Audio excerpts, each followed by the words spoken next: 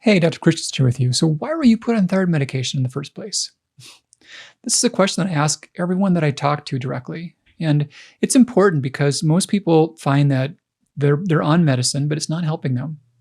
Right now, we've got over 63 million Americans prescribed thyroid medication, and it turns out that very few of them ever needed it in the first place. And that's the reason why they often don't work. There was a recent survey done by the American Thyroid Association, and they surveyed about 12,000 people. And what they found is that more than 80%, their thyroid medicine wasn't helping them. They still had the same symptoms that led them to the diagnosis.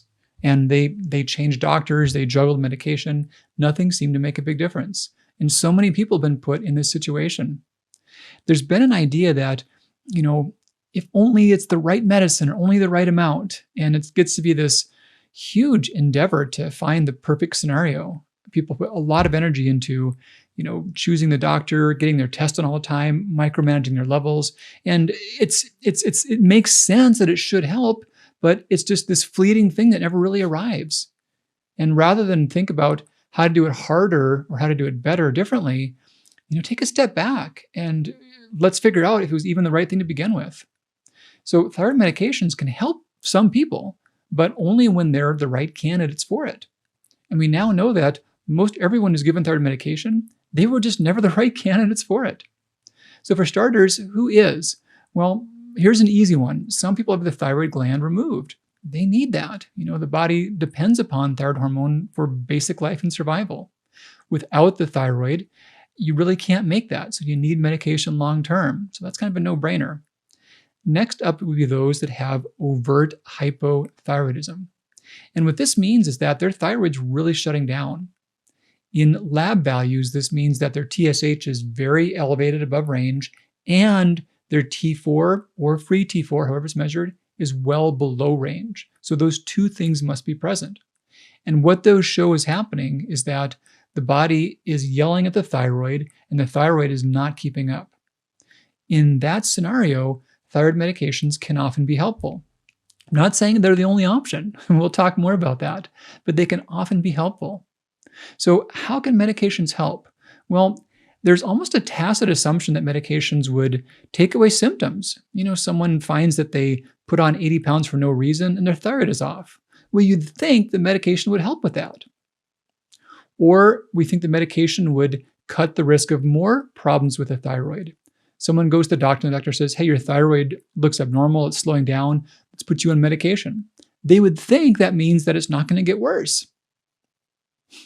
Or you would think that with thyroid disease, there's certain risks for other problems like more heart disease. So you'd think that going on medications would then cut that risk for heart disease. And then last up, you would think that just overall health, early death, other complications would be less likely, but it's just not. So with severe hypothyroidism, there can be some improvement to general health and in symptoms, but that's not why most people were put on treatment.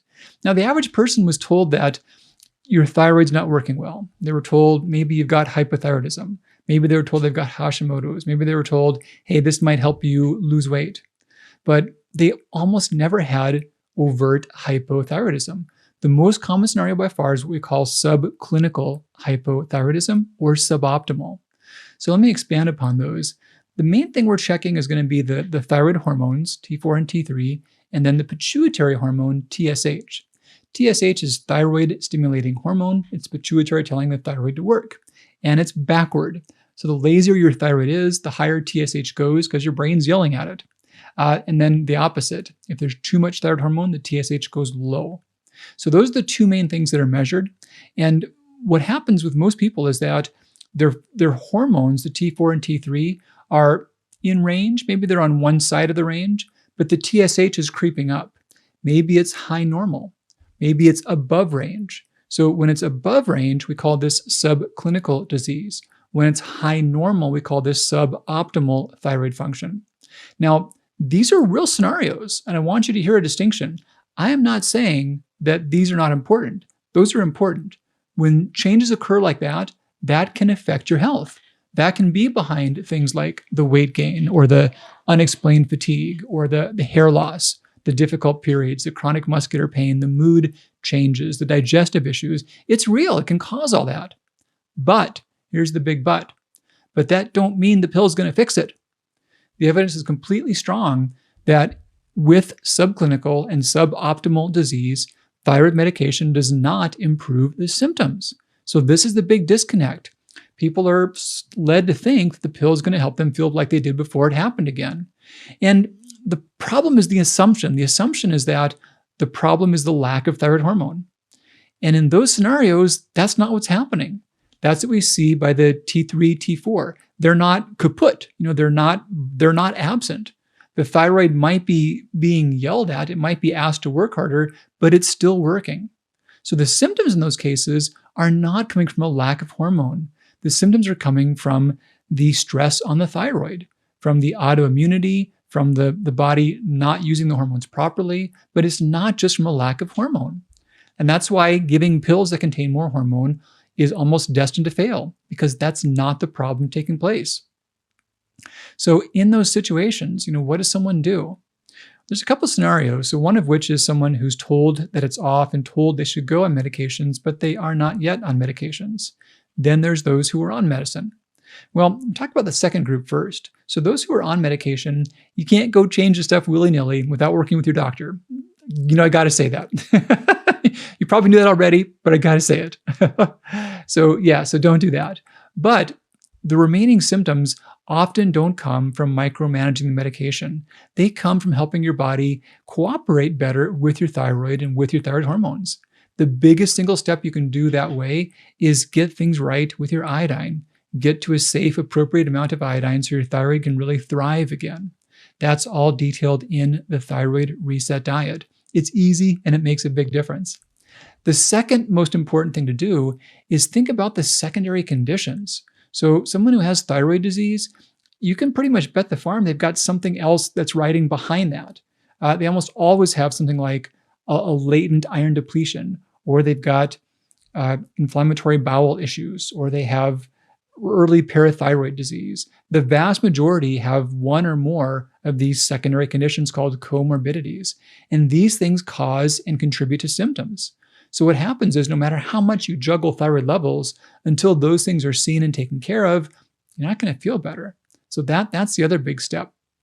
And as you take steps to improve your thyroid health and address them, you may well see clear signs that the medicine is not only not helpful, but that it's counterproductive. As your thyroid gets stronger and healthier, the same dose of medicine that was keeping you stable might become too much. So not only do you not want to change your dose willy-nilly, you got to keep your doctor in the loop. When you go on the Thyroid Reset Diet, you've got to talk to your doctor. You've got to expect to retest early and plan to do so, because your medicines will probably need changing.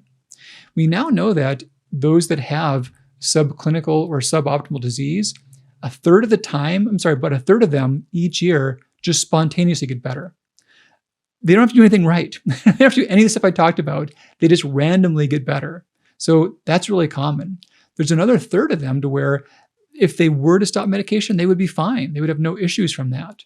So we now know the idea about being stuck on medication is just not true. Most can, and especially if they take deliberate efforts and they manage their iodine, they manage these comorbidities, they have a very good chance of being able to taper and come off and do just as well from that. So that's for those who are already on treatment.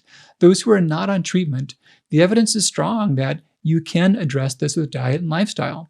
The studies that I cited in the Thyroid Reset Diet showed that 97% of the time, people can radically improve their thyroid health with diet only. And within that group, 80% of them can fully reverse thyroid disease and totally normalize it. So that's available. That's an option. And these are things that help you feel better. They cut the risk of it progressing, and they cut the risk of other diseases because they're addressing the actual cause. So the question of why are you put on thyroid medication in the first place, that's an important one to ask. If your thyroid was taken out, if you had overt hypothyroidism, your TSH was through the roof and your hormones were low, you might have needed that. It might have been helpful. I don't begrudge that. But if it wasn't one of those situations, the reason why the medicines haven't helped is because you were never a candidate in the first place. You weren't someone who really needed those medications. So it's good to be aware of that, but it's also good to know you've got options. There's ways you can start feeling better right away. And I'm glad to be able to have time to share that with you. All right, take great care. We'll talk again really soon. Bye-bye.